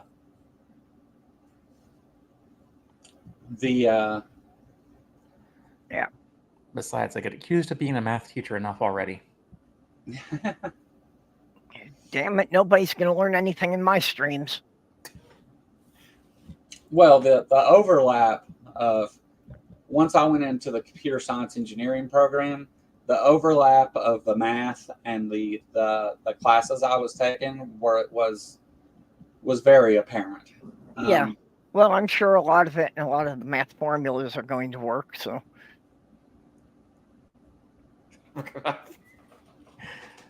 Oh, that needs to be on a t-shirt, dog. Or not dog, Tim Bob. Actually, that was one of my shortcuts for homework with my computer, was that there were, I didn't have to understand the formula. I could still put it into the computer and get the result. Yeah. Athena, do you want to be on camera? More than just your tail?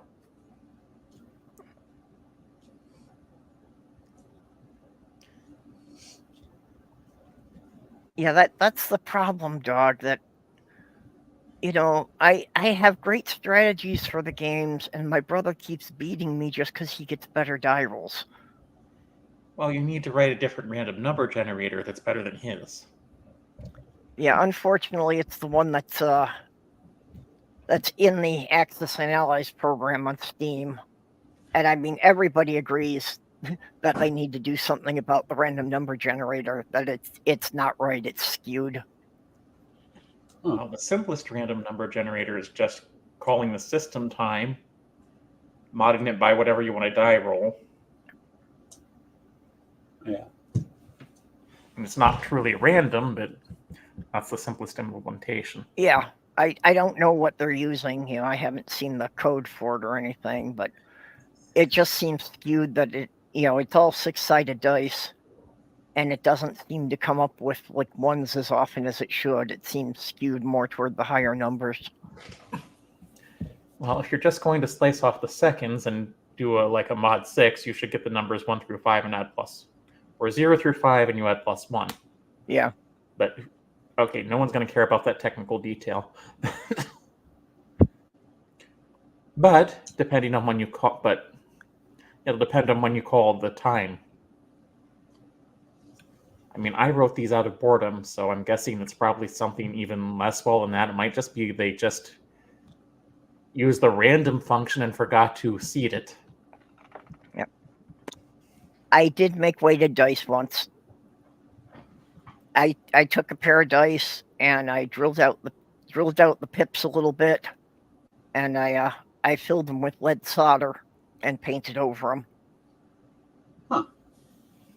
So it just weighted the 6th side just a little bit, so it was more likely to come up with a 1 than anything else.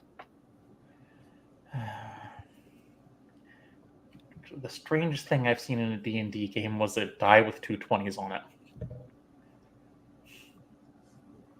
Instead of the 1.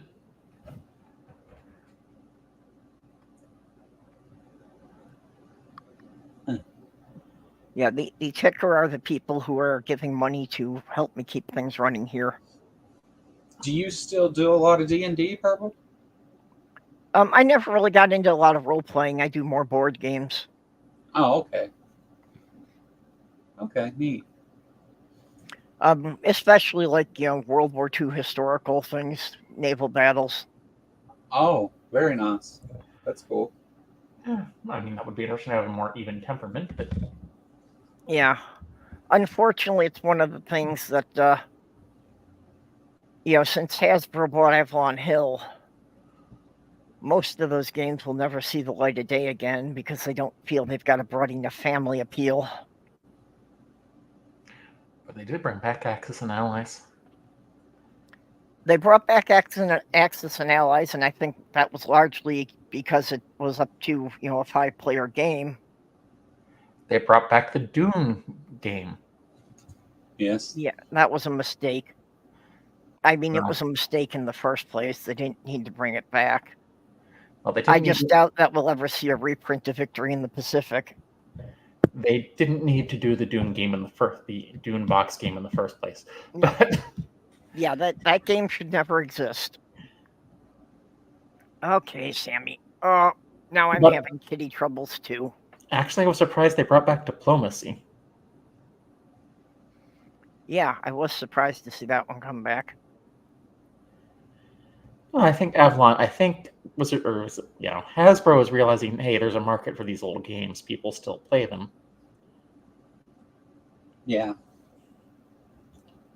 Well, I think in part it's because the Axis and Allies game still has a lot of tournaments going for it. So I think that's part of what's made Hasbro realize that there's still a following for a lot of these old games, and that, a lot of people who play in these tournaments would like to teach their kids how to play these games. Yeah.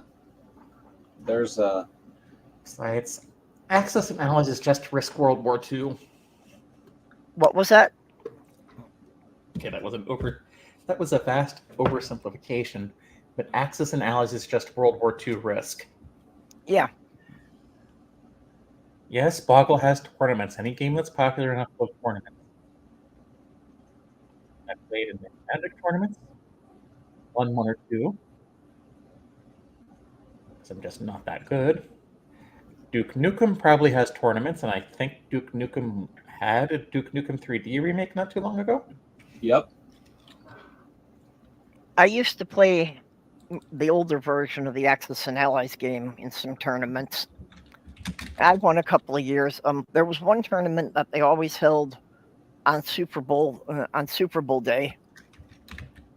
And that one I often won because I had the advantage of I was the only one there who didn't care at all about football, so I wasn't distracted by the TV.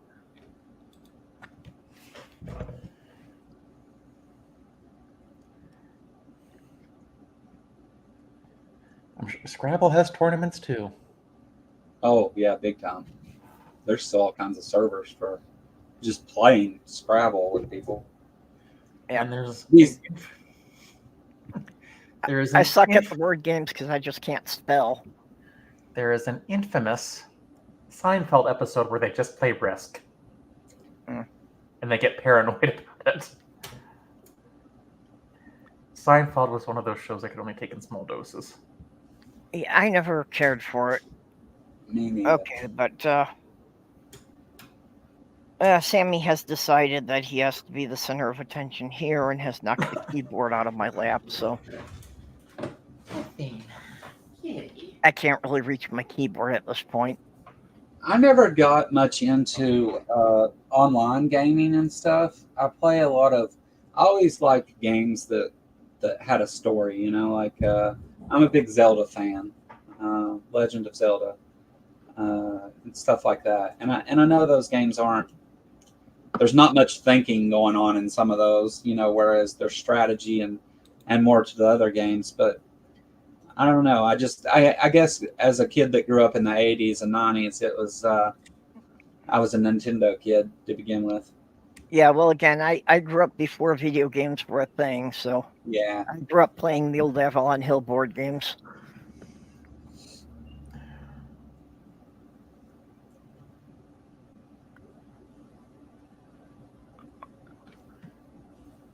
I did try to program.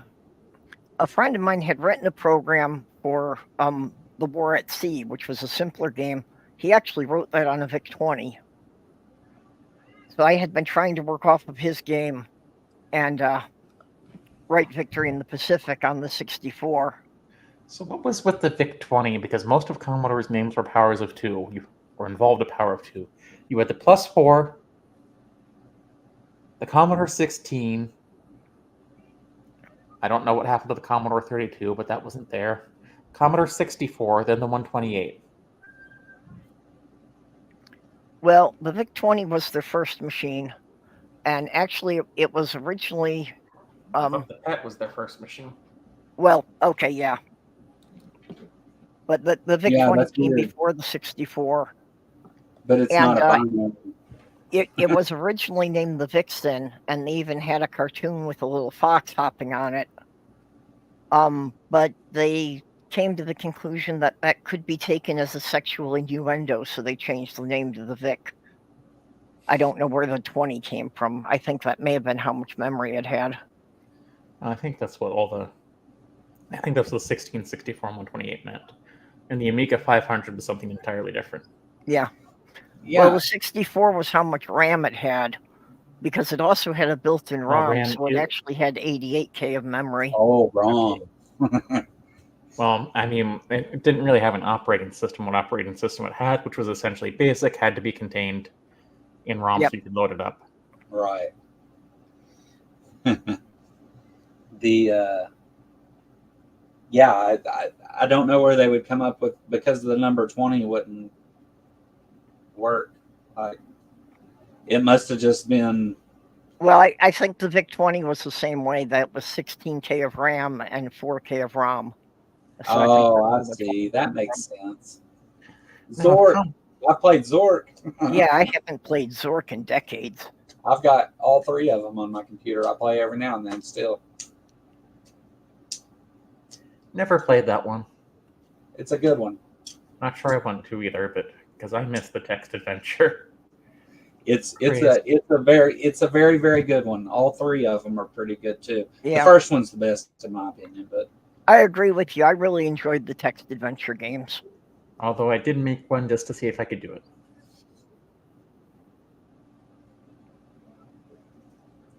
And it turns out I can.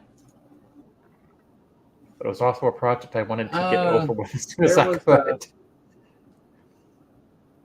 What's the game where everybody died of dysentery? Oregon Trail. Yep. Oregon Trail. There was I had a code for a game that was similar to that, different, different stuff, but it worked the same way. That was that I wrote a neat text-based game out of, but it was, again, it wasn't my code. It was a book. I just copied it all onto the computer. I'm pretty sure Zork is a realm, not a person. And they would only die of dysentery if it were playing Oregon Trail, Yes. which apparently has its own Right. game out now. Well, you So- never know. If you've been playing Oregon Trail in the computer, there could still be dysentery left in the memory when you load the next game. No? Yeah.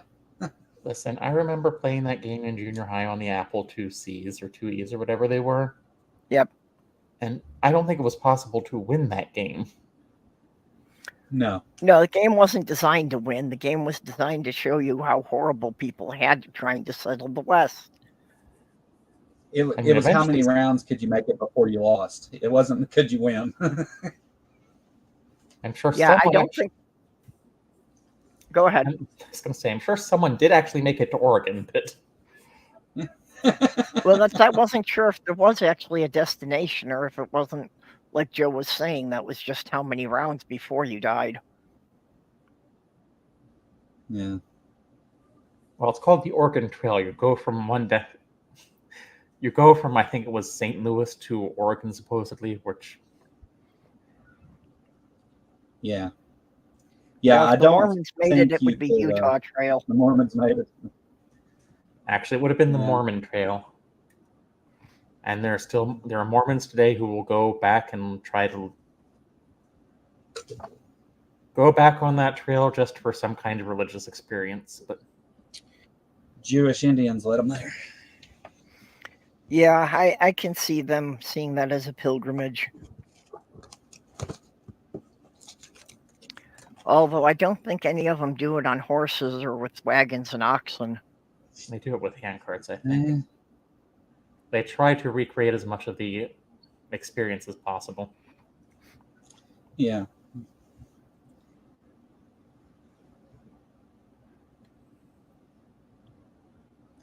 Actually, Monsanto doesn't exist anymore. Monsanto doesn't exist? Not technically. It problem is it got such bad press it could no longer operate under that name. So I think they sold different parts of the company to different companies. Yeah. Yeah. Well, they certainly did have a problem with the press. That's I was wondering if they just rebranded or if they just, created a new company to buy it up.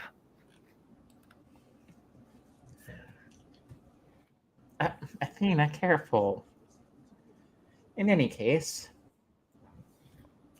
thanks for letting me come in. I'm going to go take a nap now before the kitty knocks my monitor over, which I think she's trying to do.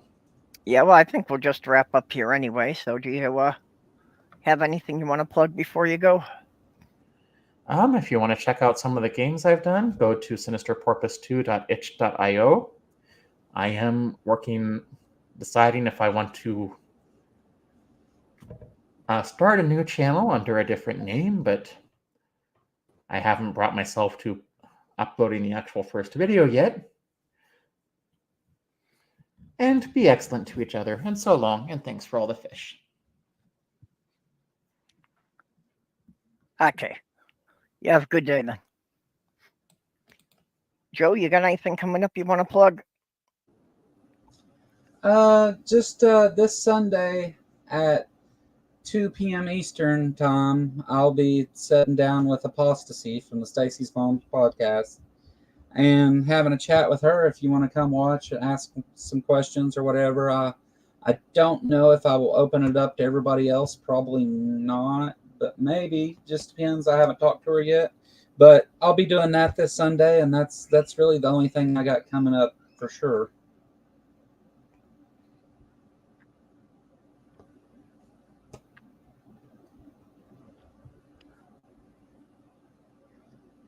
Oh, and of Okay, course, we'll give that's the Kentucky another Atheist episode channel. here. What? I said, oh, and of course, it's the Kentucky Atheist channel. That's for those of you that don't know who I am. Yep. Jyuni, my channel artist, has wound up being homeless. So I put her Linktree links in the chat. She is taking commissions to do artwork, or if you can, just afford to send her a couple of bucks on Ko-fi. Somebody did donate some money, so at least she was able to spend a night in a motel, which, gave her a lot better night's sleep and a hot shower, which was very much appreciated. I don't know exactly who was donating, but whoever did send her money, she very much appreciated it. I'll chat with you after the stream about that for a second. Yeah. So, and of course, thank all of my Patreon supporters: Lavender Lady, Greg Hartwick, Southern Sail, Vonrek SoulStrider, Skits Crasher, Kitty the Atheist, Robert X. Appreciate all of you sending me a couple bucks a week and helping pay my internet bill so I can keep doing this stuff. So with that, we will see you all later. Same time next week. Bye-bye.